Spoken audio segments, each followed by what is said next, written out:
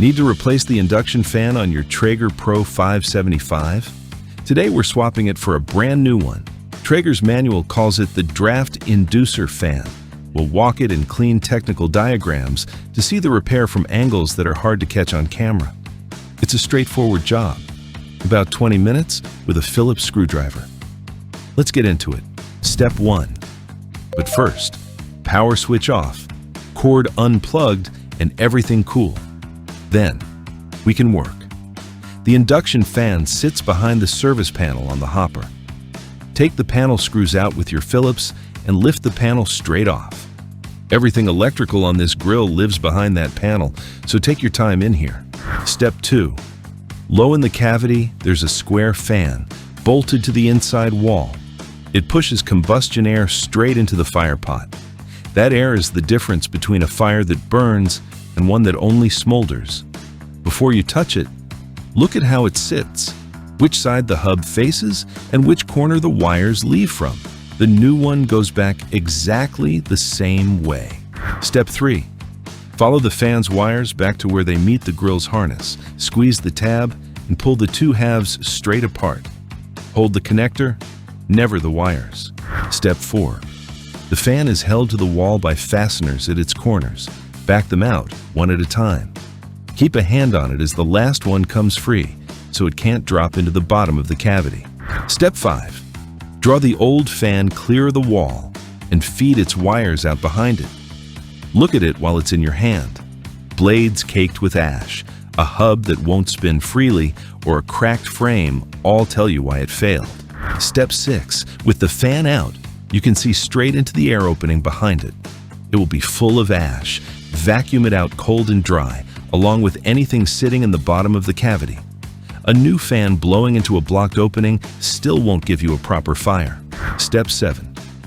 Take the new fan, feed its wires through first, and set it in the same way round as the old one. Line its corner holes up with the holes in the wall and hold it flat while you start the first fastener. Step 8.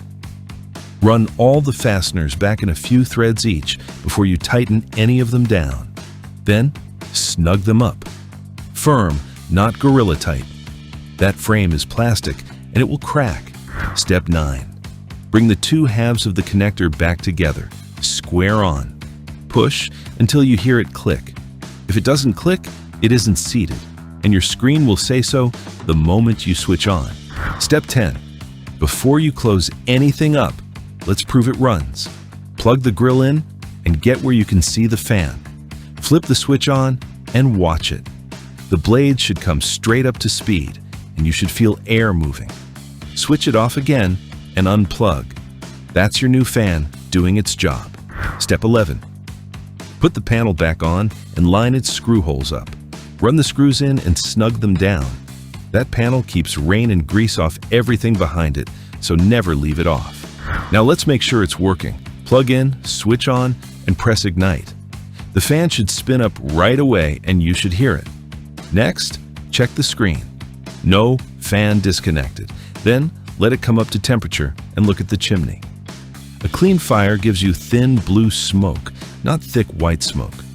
And last, press and hold the dial to start the shutdown cycle. The fan should keep running until that cycle finishes on its own.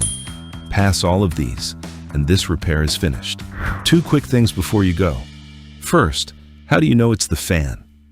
Traeger's own troubleshooting says that when a grill won't light, you check 2 things, the fan and the auger motor. If both are running, the fan is fine, and the igniter is what needs replacing. If the fan isn't running, you're in the right video. And second, if your screen says fan disconnected, check the plug before you buy anything. The controller can't see the fan, and often that's just a loose connector. Before you go, 2 quick ways to make this new induction fan last. First, always run the full shutdown cycle. Press and hold the dial and let it finish. That cycle burns off the last pellets and cools the grill down. And the fan is what does that work.